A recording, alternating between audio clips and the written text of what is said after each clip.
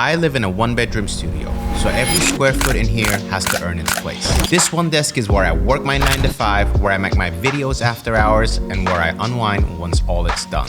3 completely different modes catered by one space. And today, I want to talk to you through how it all comes together and the pieces that make it work.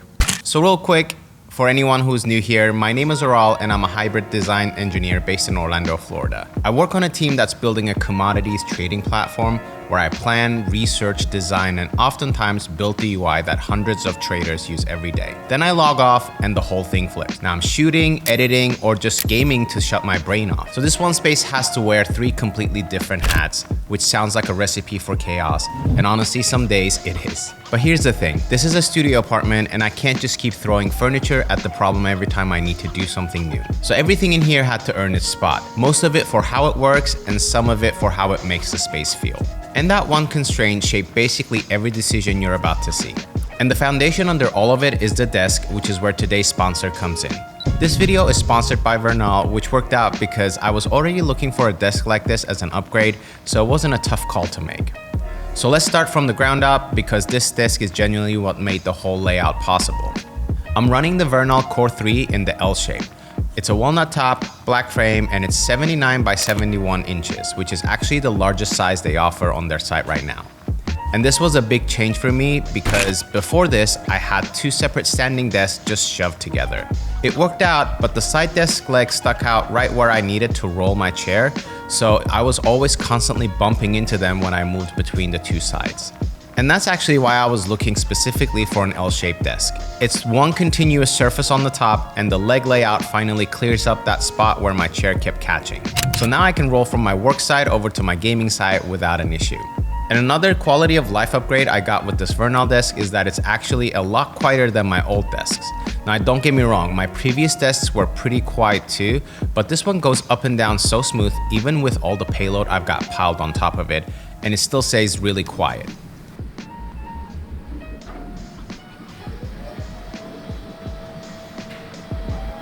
Now I want to be transparent about a few things because no desk is perfect. The side section is a little shallower, around 27.5 inches, whereas the main side is around 30 inches deep. So there's less room to rest my hands over there than the main area. But that's a trade-off I was aware when I was making the plans for the space, and I went with it on purpose to shave off some space in here. Another nitpicky thing for me is that the L-shaped tops are all laminate right now. There's no solid wood option yet. And don't get me wrong, the laminate is pretty impressive. It looks like real wood, and I actually haven't had any single issues with fingerprints, which is saying something because I tend to have oily hands. But I still love to see Vernal do a natural wood L-top down the road, just because I really dig the natural wood look on my setup. And then one more thing worth mentioning, since most of my weight sits towards the center of the setup, there's a slight bend between the legs. It doesn't affect me day to day, and honestly, my setup isn't a typical one, so I don't see most people struggling with this, but it felt worth pointing out because I'd rather just keep it transparent with you, like I said. A lot of that weight is actually coming from the Samsung Odyssey Arc, which we'll get into later, but it's seriously a hefty monitor.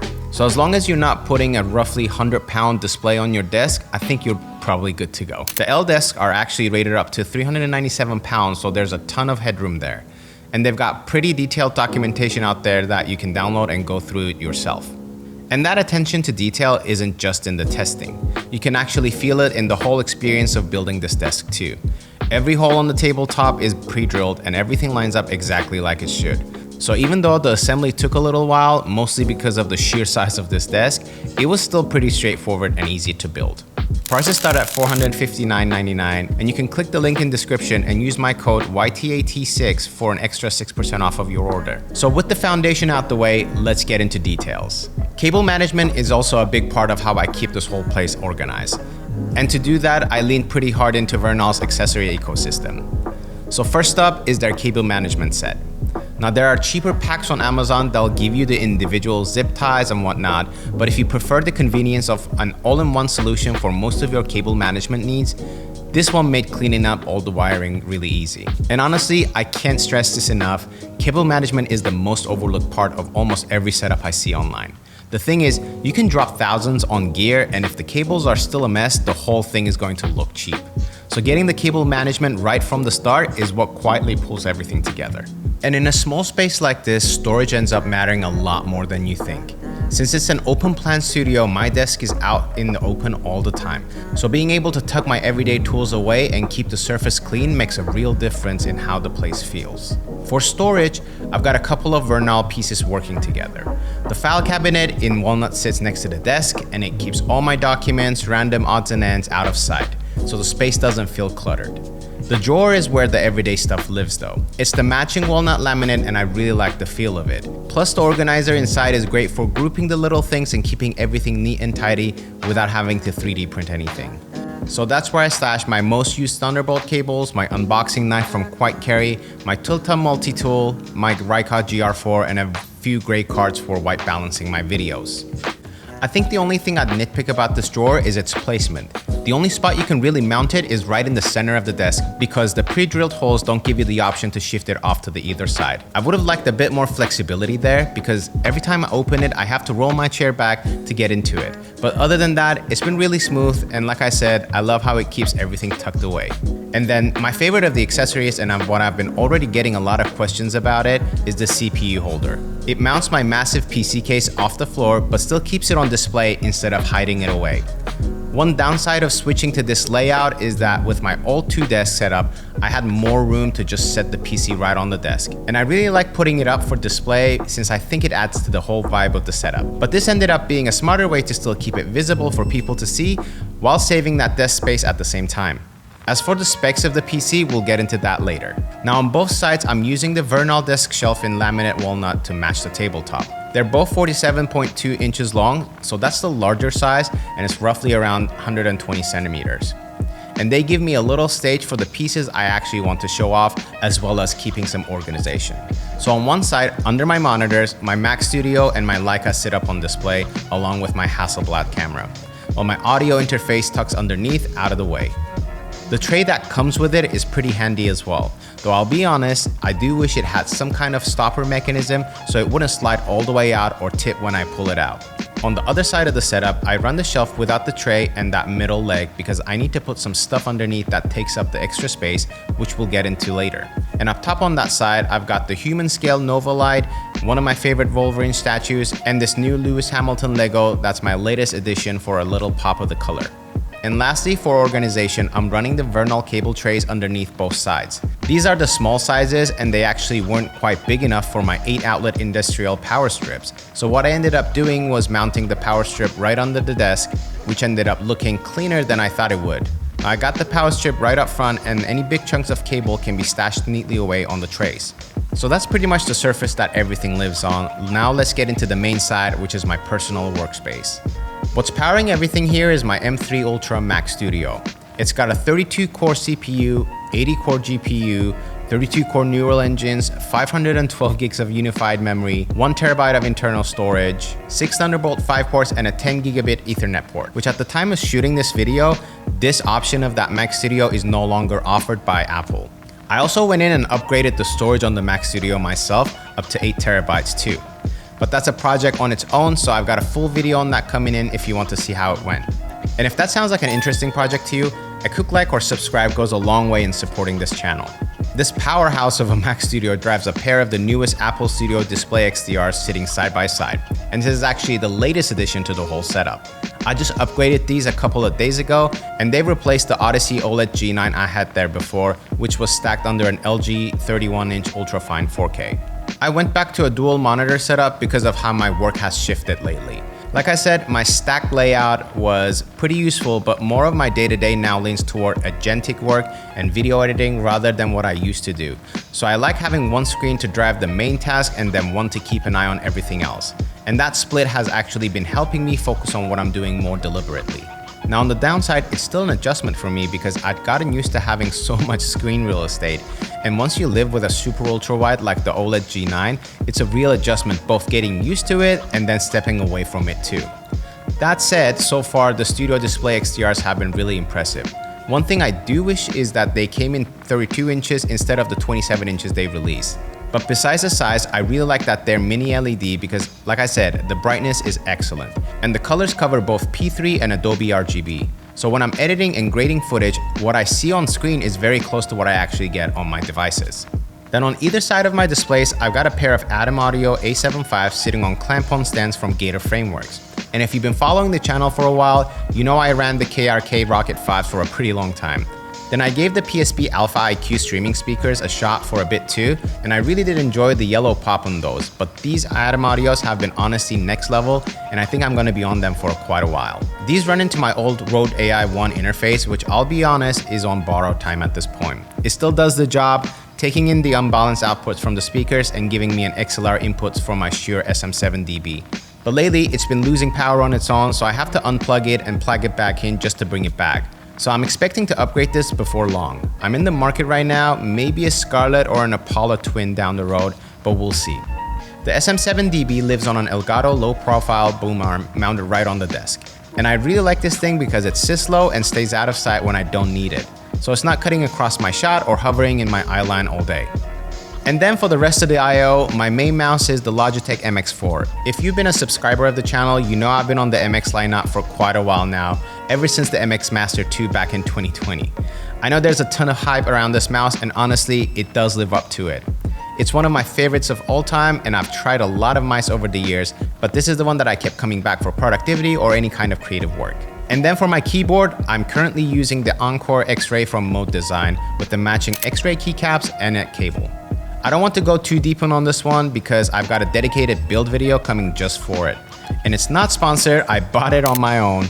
And I also know Mode is releasing another set of Encore keyboards, and I really love the design of these, so I'm actually waitlisted on that one too. Then a quick lightning round for some of the smaller pieces around the main setup. There's the CF Express Type A reader from ProGrade, which is here because I recently upgraded to a Sony FX6 and I shoot on Type A cards with it. There's also a Nomad Stand 1 Max in Carbide Black for charging my Apple Watch, iPhone, and AirPods all at once. Then on the non-tech side, there's the Ergonoffice desk mat, and this has been with me for a while. You can actually tell from all the patina and the wear marks it's picked up. But anyway, so that covers my main work side. Then when the day's done, I just spin around to the left side, and this is the side that's built for one thing and one thing only, and that's gaming. It's how I decompress after work in the exact same space without giving up any more room in the studio. The centerpiece here is the Samsung Odyssey Arc 2nd generation. I've had it for a couple years now, and it's genuinely been serving me great. It's a VA panel, so I'll admit I've been eyeing an upgrade for a better contrast at some point. The strongest candidate right now is the LG Ultra Gear, their 45-inch OLED. But honestly, I still haven't found anything that matches the kind of size and immersion, so for now, I'm sticking with the Arc. And if I'm being completely honest, the cockpit mode is a big part of why I keep this monitor too. It pulls a lot of attention every time I create a post, and as a part-time creator, I can't really look past the effect that has. But it's not just for show, I actually put it to work too. The control unit supports up to 4 different displays, so I'll hook one input up to my laptop whenever I need a second station. Another input goes to the brain of this side of the setup, which is the custom PC. It lives in a Fractal North XL case, which we kind of went over earlier, and it's running an RTX 5090 with 128 gigs of RAM. I know those sound like wild specs given that the hardware market right now, but honestly, I got pretty lucky buying a bunch of these parts before all the craziness started last year. If I tried to build this exact same machine today, it would have cost me a small fortune. I got a full build video coming on this one as well with a full spec breakdown and my honest takes from a long-term use. So if that sounds interesting, that's a good reason to stick around. And then a third HDMI line runs to my PS5 digital, which is mounted right underneath the desk as well. For the I/O on this side, I'm using the Logitech Pro X2 Super Strike, and it just felt like the right mouse to match the build like this. It's really fast, precise, and the haptic trigger system is genuinely fun to use once you dial it in. And keeping that low latency theme going, I'm also using the Wooten Optimum 60HE keyboard. I say this one is easily in my top 3 keyboards ever. And if you know me, you know I usually lean towards 65% boards, but for a gaming specific setup, this 60% has been a great fit. I've got a build video coming on this as well, so I don't want to dive too much deep into it. And honestly, I got a lot of videos in the pipeline at this point, so drop your questions in the comments because I'd genuinely love to answer them as I work through all these build videos. I'm also using my Grovemade mousepad over on this side now. I did want to use a full desk pad here too, but the shallower depth on this side just wasn't a great fit for one, so I opted it for just the mousepad. Underneath this side of the desk, I have the Humanscale FR300 foot rocker and a Libernovo footrest on the other, which is actually part of the Libernovo Omni chair I've been using lately. And this is a pretty interesting chair. It's been all over my Instagram feed and it's kind of been going viral. It builds itself as the world's first dynamic ergonomic chair, and the idea is that instead of locking you into one position, it actually moves with you. And the whole thing is connected through a synchronized link system, so when you recline, the seat, armrest, and headrest all move together with you instead of leaving you fighting the chair. For long sessions, it does hold up, and the adjustable lean angles have been pretty nice. But that said, it does feel a little cheap in spots. The armrest especially feels pretty plasticky, and they wobble more than I'd like to. The other thing is that this specific fabric seems to catch a lot of hair and lint, which gives me a hard time. But otherwise, it's a really cool chair. So if you were looking to get one, I'd go for a darker color. I think they also have a pro version with a different fabric now, because this one, like I said, catches so much lint and hair that it gets that dirty look pretty quickly. So that wraps up the whole setup. One desk in one studio apartment that somehow carries my work, my content, and my downtime. And it took me years to get to this spot, honestly. This setup is almost always improving and adapting to how my life changes. But right now, it's exactly what I need. And hey, if you made it all the way to this point, there's a pretty good chance we're into the same kind of stuff. So I'd really appreciate if you would consider subscribing, as it helps the channel a lot. And don't forget to check out Vernal's back to school sales. You can get an additional 6% off using the code YTAT6 at checkout. And I've got a whole stack of build videos coming on a lot of the gear I talked about today. So I'll see you on those. Take care. Peace.